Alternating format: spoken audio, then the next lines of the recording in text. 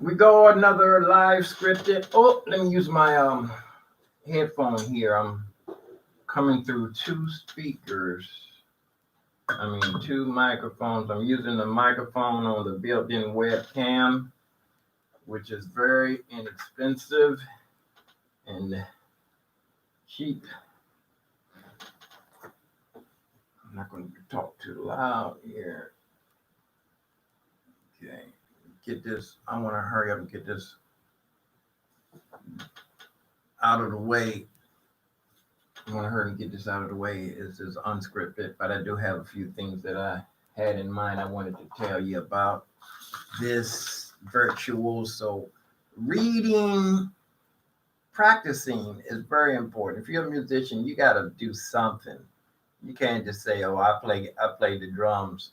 You don't ever practice. There was a guy I want to tell on him, CJ. I went back to my home church because it was a skeleton crew. All the musicians walked out, so I went there with my sister to help play the piano. There was a drummer there, CJ. I'm busting you out. He's a good person. He always talked about he was going to buy a drum set. I stayed there for 8 years. He never did get a drum. And my old girlfriend, Diane, was talking about she was going to buy him a keyboard. She never did get that. Perpetrating frog legs. It's okay if you play on Sundays. That's not practice. That's performance. Rehearsal is when you run over certain songs to make sure they're going to be okay. Practice is what you do to try to get better at your profession. Practice. Anyway, I say that to say if you just run over a song one time, that's good. If you play it twice, it's going to sound better than it did last time. Sometimes it sounds worse. If you really know the song, if you actually do know the song and you're trying to record the first 2 or 3 recordings, sometimes it's the pureness of the song, not unless you trying to perfect. Myself, I can play it maybe 8 times, and after that, if I'm practicing, well, anyway, I don't know if you know what I'm talking about, but anyway, my point is, if you practice, you're going to get better. If you repetition is going to get better. That's why I say practice makes perfect. When they talking about repetition of trying to get something under your belt, in your fingers, muscle memory. Practice makes muscle memory. But I'm saying that I'm really enjoying getting back into my reading. I've been off for years. I should be able to sight read anything. I should be able to pick up the Flight of the Bumblebee and name the notes without messing up each note. That's a matter of fact, that's not a really difficult song. It's just that it's so played so fast. You can slow it down and play the Flight of a Bumblebee as an exercise. It wouldn't be that hard if you slow down the notes. Anything slow is easy. But my point is, what I'm trying to make is that I'm very pleased with the results of what I'm getting. I'm getting familiar with my notes. I have on my hat. The only thing that's missing on this hat, this is the hat that I wore with the American flag back in 85. 60 Minutes got me. I was in the Washington Post newspaper. The pictures hung in the Library of Congress. Matter of fact, there's still a picture hanging in the Library of Congress. If you go back, it's a little study section. I had this flag around my neck, and I had my Confederate cap. I've been wearing this for years, long before nobody even had anything to say about it when I first started wearing it. So everything is, anyway, I'm not going to get into that Confederate flag. If you want to talk about, I know one thing, that war was not to free the slaves. The war was not to free the slaves. If it was, Lincoln would have freed the slaves as soon as the war started.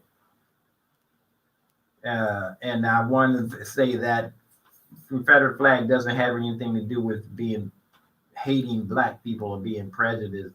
They might have used it later on for that. But if you're gonna say things about the Confederate flag, you got to say something about this flag too. How much love they put in this flag for. You got to look at both sides. If you're going to say bad things about the Confederate flag, you got to say bad things about this flag too. If you're going to say good things about this flag, you got to say good things about the other flag. You got to look at it in a light.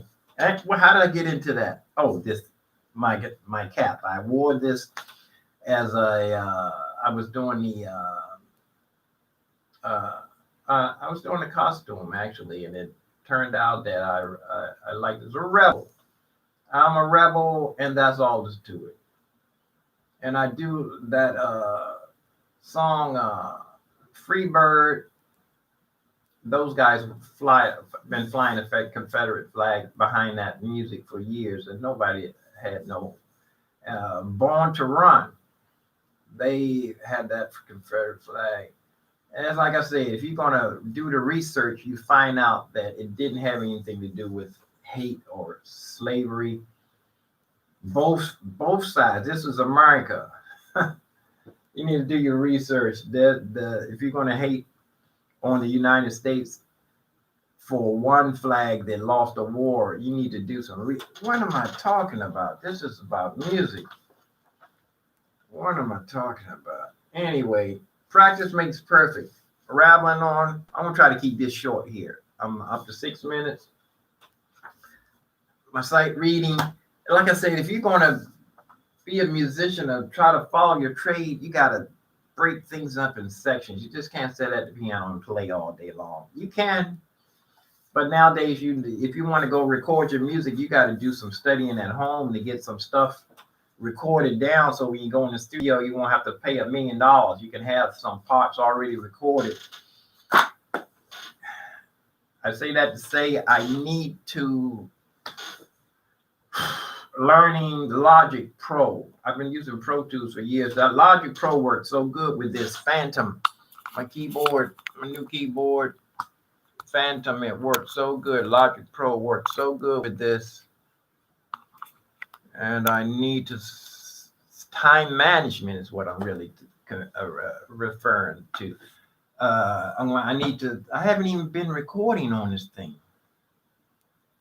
And it's so easy. I was so excited. You know what? Don't break your neck and buy everything. Because if it's gonna get dust on it, don't buy it. Just things to get dust on it. I need to get the dust off of this. I just got it. Right now, it's like I said, I'm concentrating on reading, trying to get my reading up to part so I can be sight reading. I just ordered that Bruce Hornsby. I want to learn the beginning of innocence. I like that. That's the way it is. Everybody likes that song. And I like that Mandolin Rain. Oh, I love that one there. Bruce Hornsby. I love Bruce Hornsby. I compare Bruce Hornsby to Steely Dan. I love their music. Anyway, like I said, I'm gonna keep this short. I need to get my break fast. I want to get on the piano in there. I want to start doing my exercise. I want to get through this book. I think the first day I got up to page 9. I'm up to page 20 now. And the exercises are starting to get a little bit more complicated. But the simple thing of even playing really simple exercises, like, let me show you. Let me show you something. This one here starts all the way down low. I want to move it up so you can see. See, this is actually an E.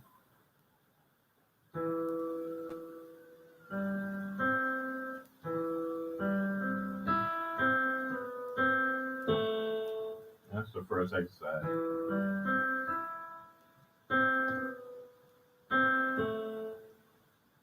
Moves up. I'm reading now. clef.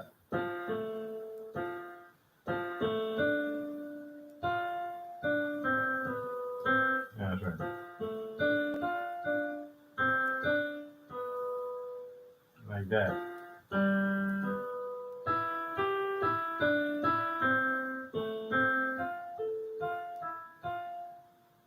And after you get started, your muscle memory starts taking over. And as you do, I do left hand, right hand, then I put both hands together, and then I turn the page to the next one. And you'd be surprised the little simple exercises. You probably heard this exercise years ago when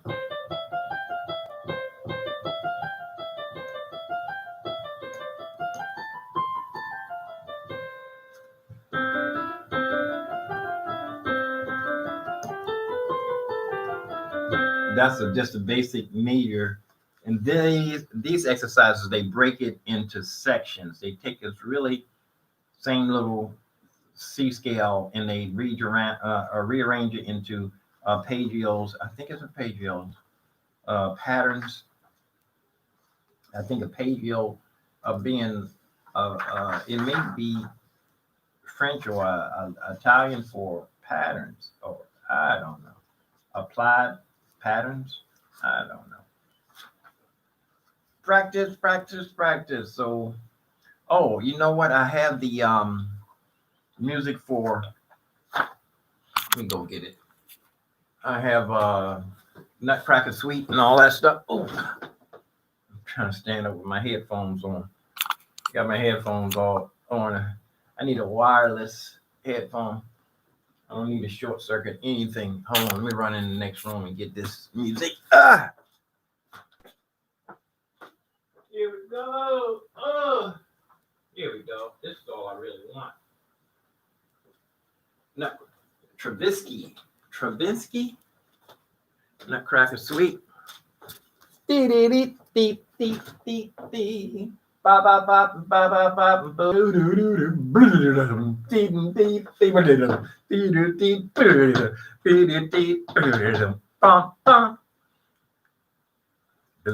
do do do do do top top bum bum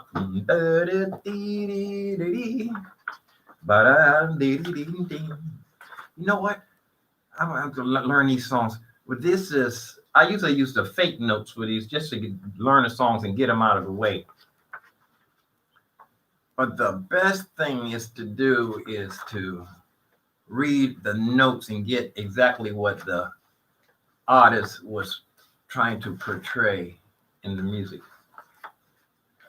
The notes, Dancer, Sugar Plum Fairy. Now this is going to help. I learned this a couple of times. It's just that my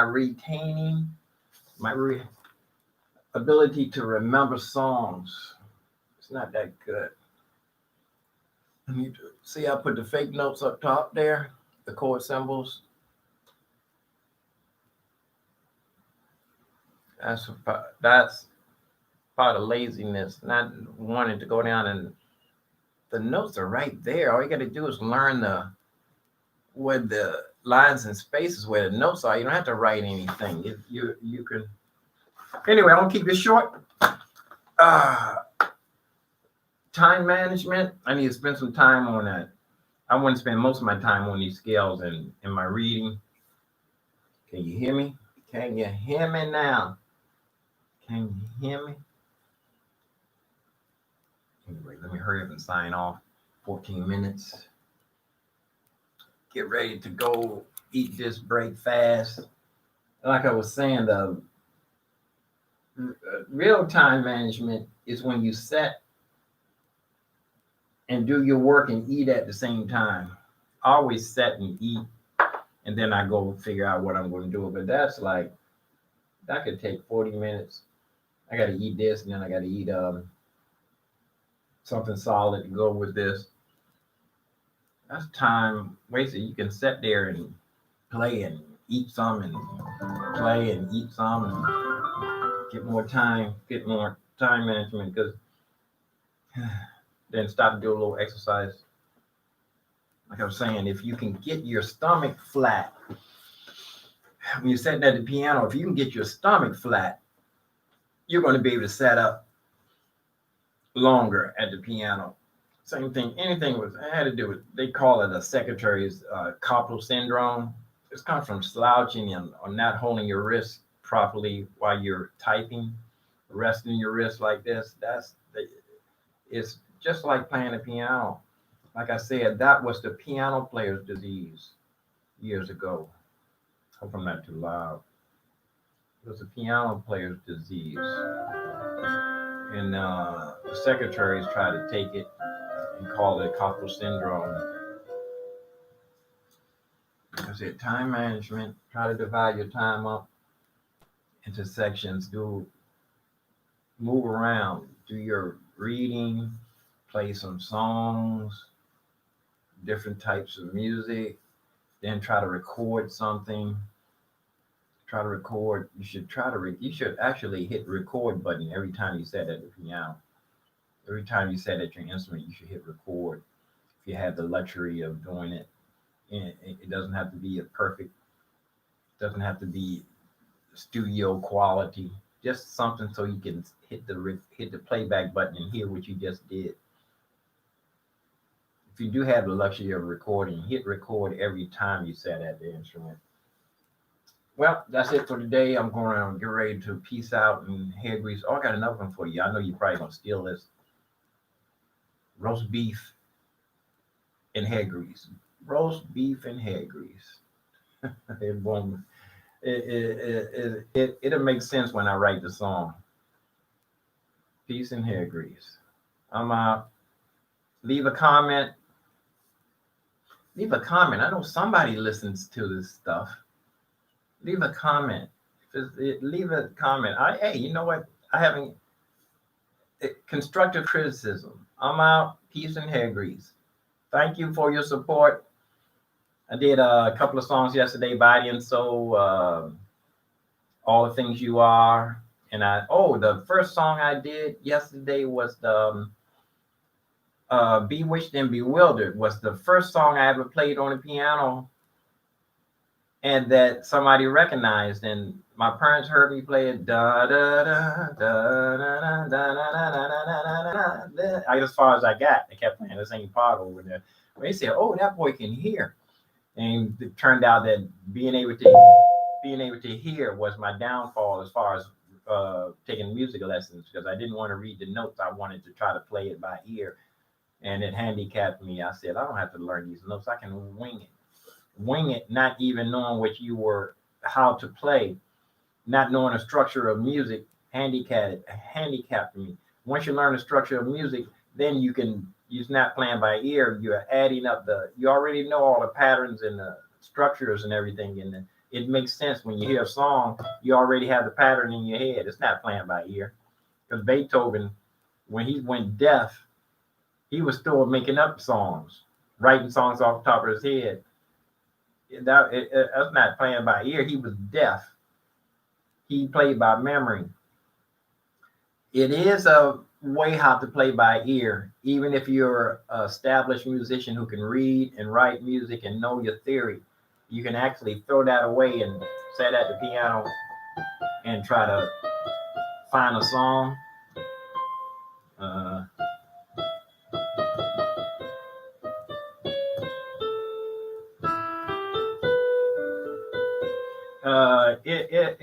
It's playing. You're actually listening for wrong notes.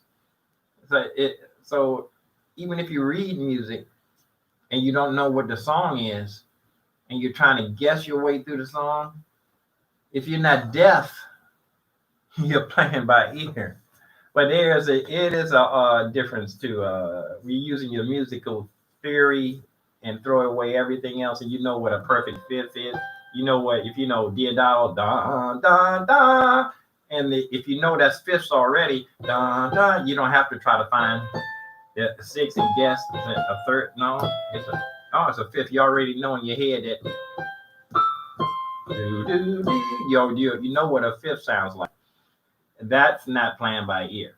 That's playing with your musical theory. So to a certain extent, mostly every musician who can hear is playing by his ears. For if he hits a wrong note, he know that he hit the wrong note because he heard it.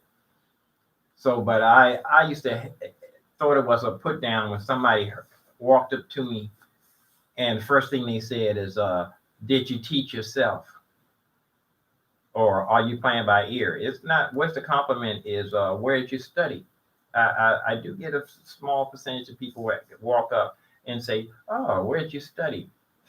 That's well, even if you did, if you teach, if you, which you can't teach yourself, how can you teach yourself something you don't know? Then the student is the teacher and the student is the same person.